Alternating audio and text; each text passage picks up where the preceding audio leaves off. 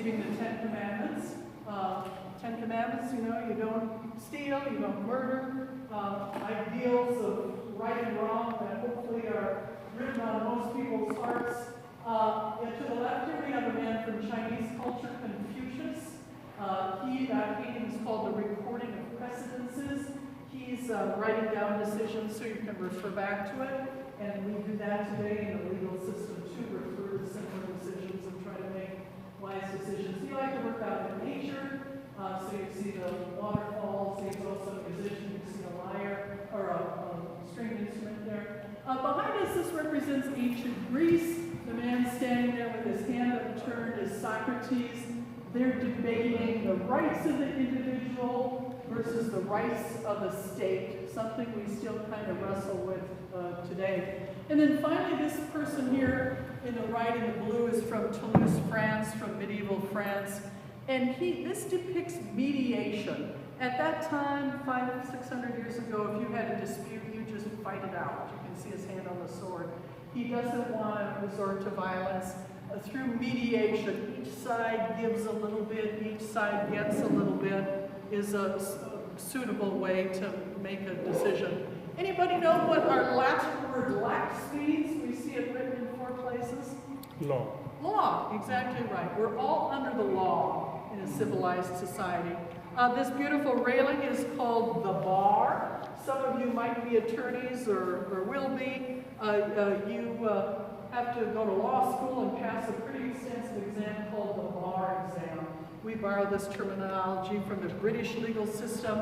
They call attorneys barristers. And if you pass that bar exam, you may literally pass through the bar in a court of law and represent clients and try to do the right thing by the law. The rest of us, mere mortals, have to stay back here. So, any questions? Let's take it a few more of those places. Yeah, let's head this way. Please. Wow. Wow. Yeah, that was a lot already. Yeah, you just step down that green square. I'll lock up our door and then we'll be on our way.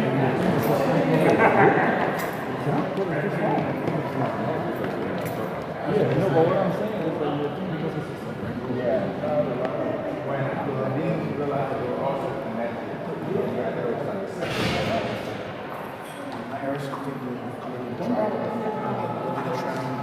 So this is the grand second floor of our Capitol.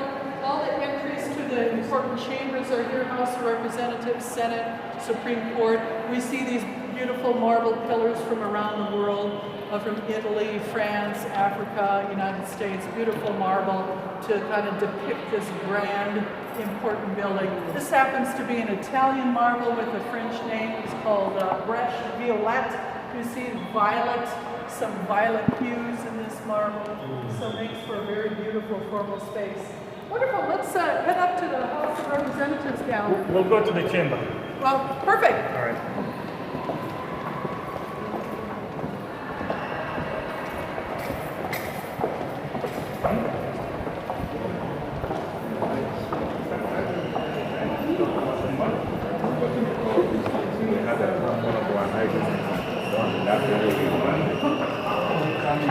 That's right, you're a VIP and get me in there.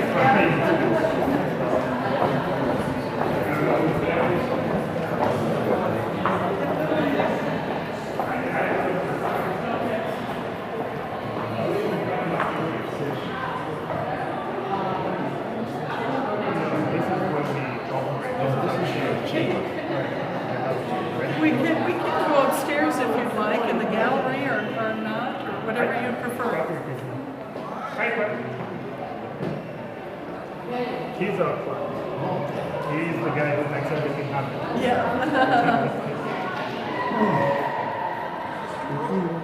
Yes. Welcome, that's terrific. Are you waiting for us with Rena? Well, with Rena, is she here or? She's here. She's here? We need to call Rena. Yeah, she's coming. Is she coming? Okay. Well, come on in and we'll just wait till Rena gets here.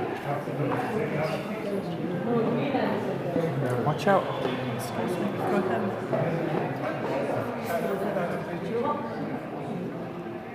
Hello.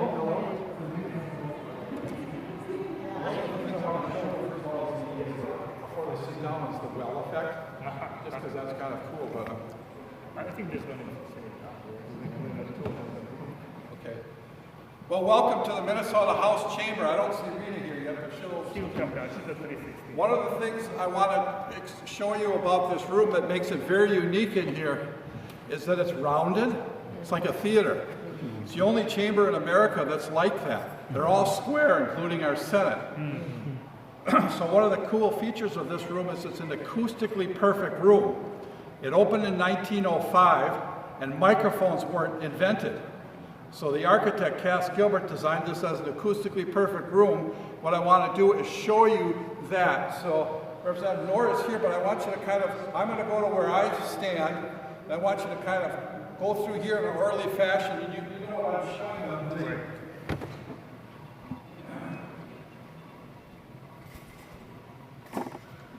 So where you are, Representative Knorr, you know, so kind of guide them through that area behind my Lily's chair there. Right. So have everybody kind of walk through behind you as you walk through behind there, right through there. You see what I'm saying?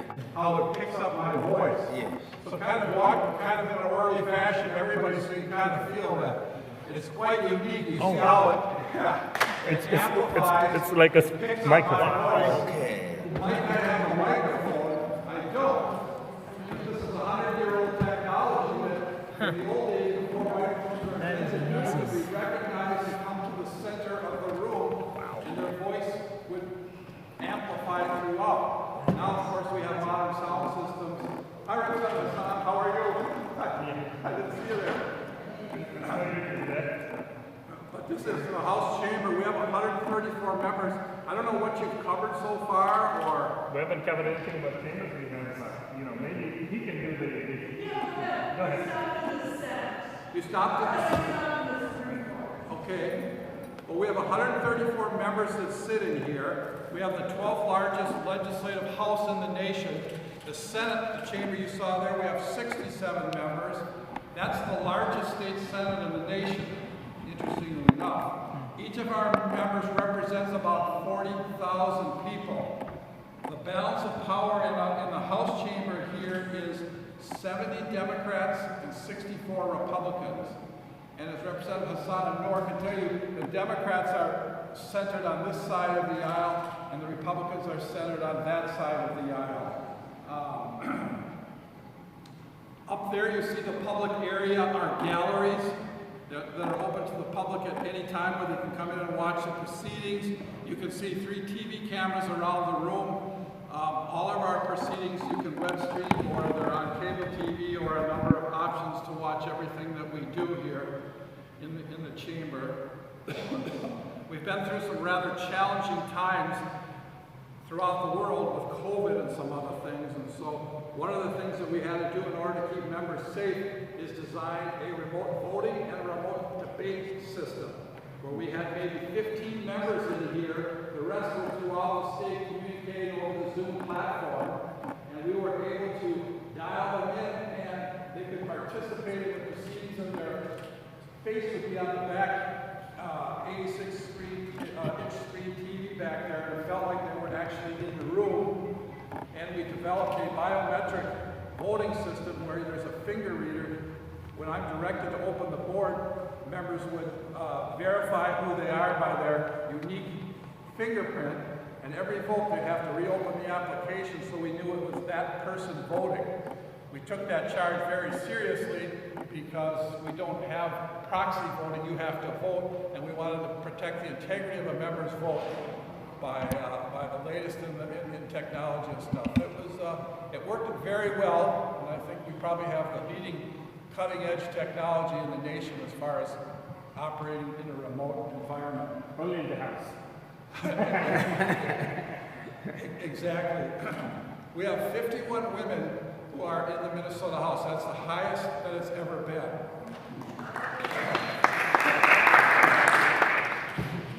We have 19 members of color. That's also the highest it's ever been. We know how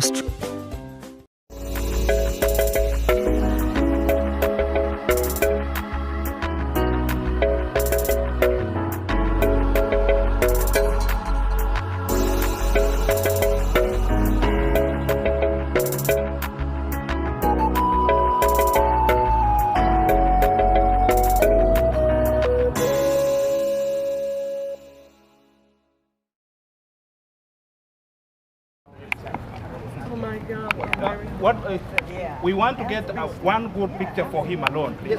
Just alone, even with mom. With mom. Yeah. Okay, got it. Oh, wait. This is the most powerful picture. Okay. Can I get one, please? Please. Okay. Kenya. Kenya. So he was hanging out with Nelson Mandela. Yes. Yes.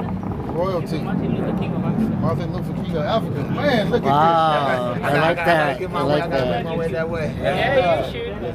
I mean, I was telling him about Steve, how he does the rites of passage to take brothers to Africa. Try to get once a year there. I think they got one coming up. I know a lot of brothers have got their passports. Yeah, so 38 countries in Africa. So we work with young people across the continent, and yes. And This is one of the lead guys that's doing that over here for the young folks. okay. Wow, okay. So if I can jump in too, he is a world-renowned Pan-Africanist. Like, he is a world-renowned lawyer, not only in Africa, along the African continent, and not only because he comes from my country, Kenya, but he is a global icon in terms of, you know, just bringing the development and growth, and basically giving us Africans the power to voice, that we can lead our own countries, that we can bring in the resources and the solutions needs to come from Africa, the African people. So he's here in the U.S. on a U.S. tour, basically preaching that vision about us Africans coming together and basically coming up with our own solutions. So How long you guys in town? We're leaving tonight. Yeah. Look. But send us your number. I had a. I had Oh, that would be nice to have one that chop it up. Man, that would chop. Yeah, that would have been nice. Boom, look at this.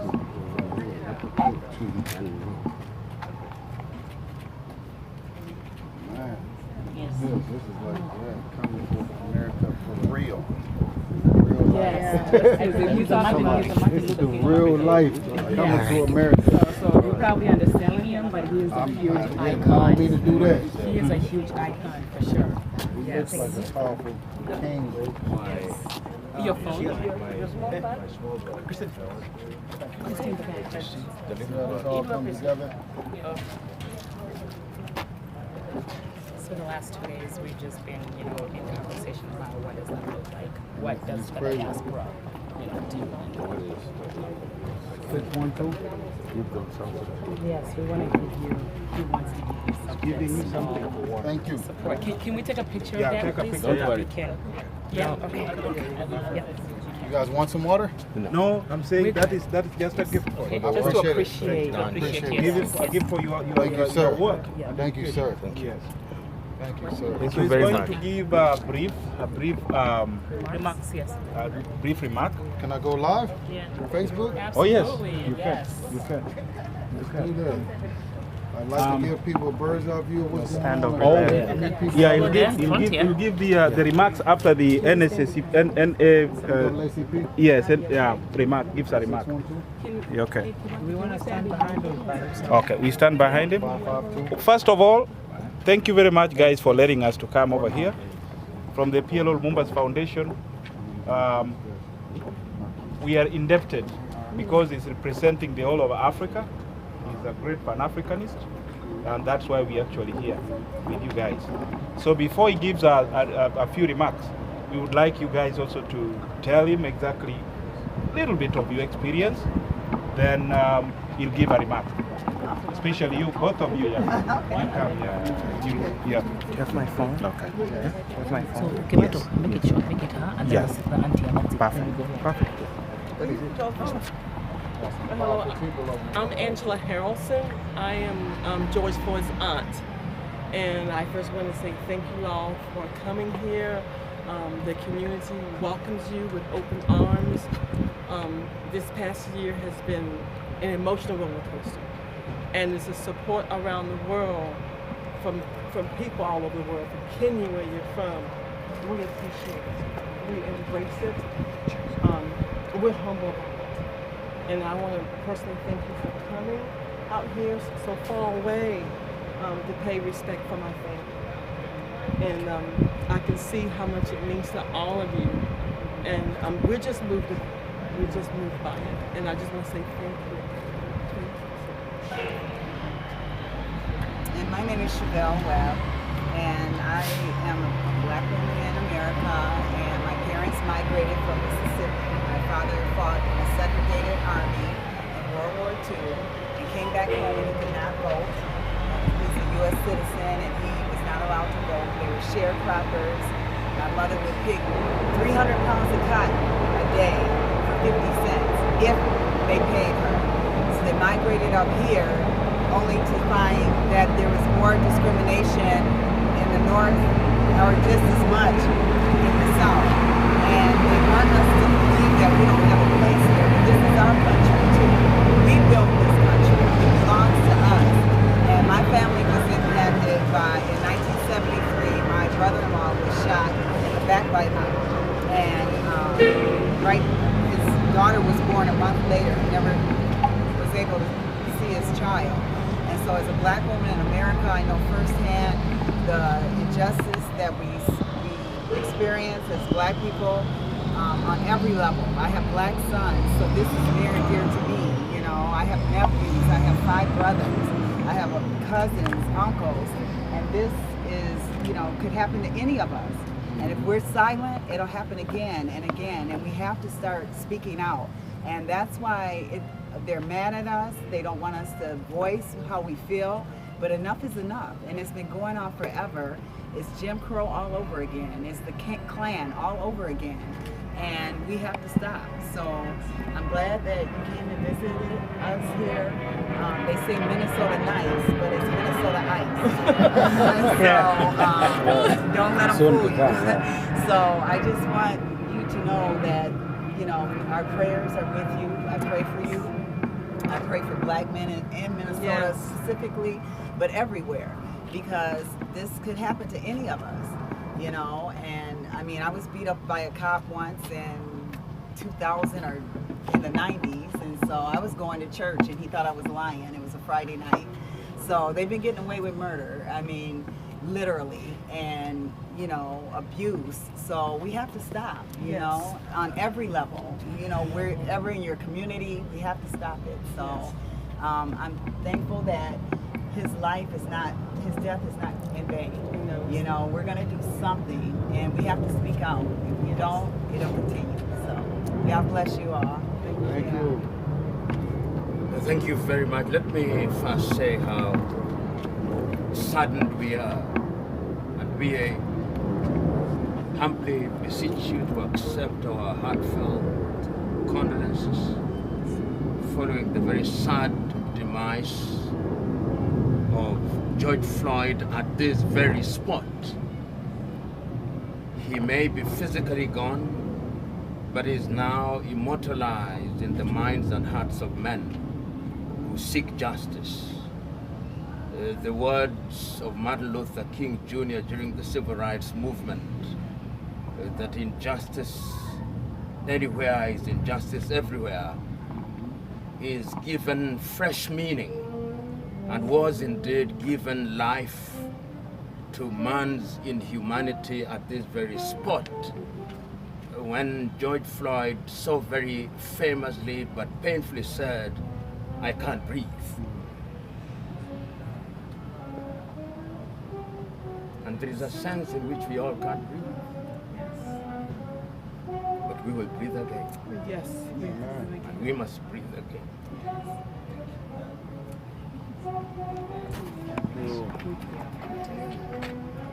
This, y'all. 38. Always, this is a magical place. This is real, y'all. This. Magical, y'all. Thank you. Thank you. Love y'all. God bless. Okay. So, you want to show him? Yes. Come. I'm saying, are you going to use a breathe on how it happened over here? How Like a play. how it happened. Bro, Tommy, you with us, man. Well, unless you was on something, you couldn't go to the office.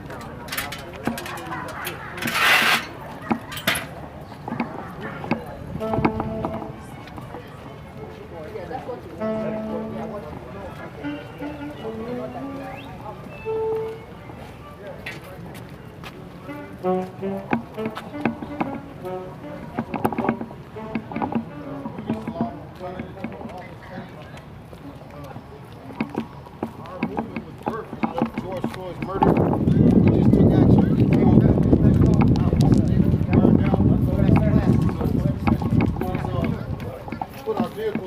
here just to preserve the neighborhood. A lot of people wanted to burn the neighborhood down. We stopped that from happening.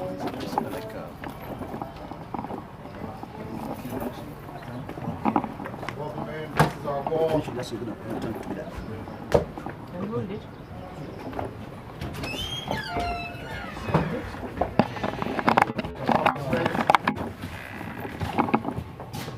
can get y'all to please sign in.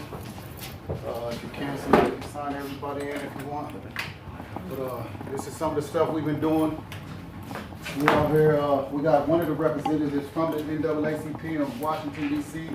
We do a lot of food things. We walk the streets, just serving our neighborhood.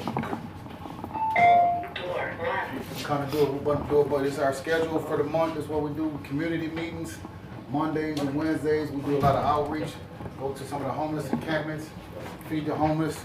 We got a thing called 21 Days of Peace. It was a bunch of kids that got killed over North Minneapolis.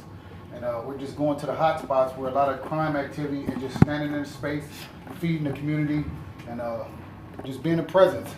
We're not going there trying to be preachy. Some of us are Christians. We got a couple Muslim brothers, and we got a couple people that don't believe. Here goes one of our mentors out here coming in, Johnny Turnipseed. Is one of my mentors. He told me, be what I needed growing up. And like I said, hey Reg, hey, we got company, come down, check something out. Bridget, come on down. So that's some of the stuff we've been doing. We got pictures of stuff we've been doing right here. Just hitting the street, we just got a little plaque from what we've been doing in the community, the Agape movement. Look, we had hundreds and thousands of people out here during that first couple months. And we just been out here just trying to help our community in whatever way we can. Got somebody fixing our basement downstairs. How you doing, Mr. Turnipseed? I'm good. This is one of my mentors. The guy told me, be what you needed growing up. He runs a big organization, and I look up to guys like that that have been doing this. He's one of the founders. Get over here, brother. Hi. It's one of the other founders of the Agape movement. It's a Pan-Africanist. Pan-African brother. PLO Lumumba. Professor PLO Representative Lumumba. from the NAACP in St. Paul. How you doing? You know, they holding space, man, and checking it out. Meeting Angela. Angela's been ducked off. I mean, but this is one of the other founders, Reggie Ferguson, that was out here. And Tommy. Johnny Turnipseed, men that's trying to hold it down and do some positive things in the neighborhood on Marquise. And we just hold space with our community and building as black men trying to create a different narrative than what the media tries to put out there, that we're all killers and rapists and all the other garbage that they try to claim us to be. We're just out here standing up as men trying to do something positive in our community, protect our queens, and just build jobs and opportunities for the brothers that's still out there struggling, that's alive. I mean, we've been out here before George Floyd got murdered, and no disrespect to him, but we still fighting for people that's still out here living, because we still got to go on. And we're just trying to do something positive in the neighborhood. And thank you for gracing us. Thank you very much. We'll meet you when you come to Nairobi in the month. Man. Hey, Reg, do you know where they take, do you know about the thing Steve Floyd got taking people to Africa, the rites of passage? You know exactly where they take them? Yeah, Senegal, and they're going to Gambia. Okay, this is one of our brothers, Corey Bird. This is Bridget Stewart. Hi, everybody. Yeah, we'll coordinate with you. We have presence in Gambia and Senegal, and see what little contribution we can make. Man, appreciate it. Nice, we appreciate that. Thank you very much. Thank you. Thank you very much. Thank you. Hotel. Thank you. Hey, did you need them cards right there? Hi. All right. Hi, how are you? I couldn't come to the capital. I really wanted to come. Thank you. I put the face to face.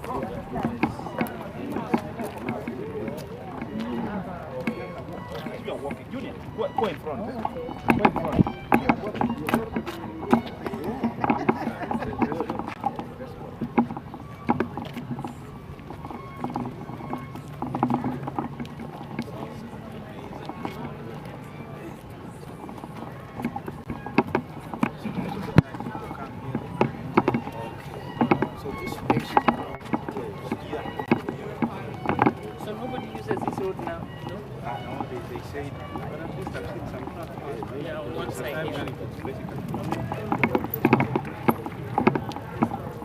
Thank you.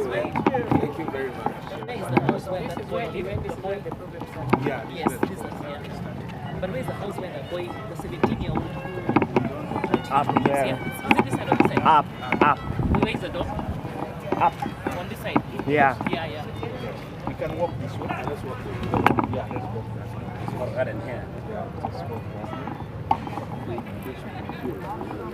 I know the shoot. Since they built monuments and you've destructed the way side that also with contradictors.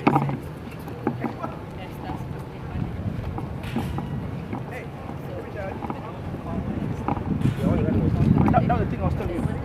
The George Floyd mural. The one there. I can check. Oh yeah.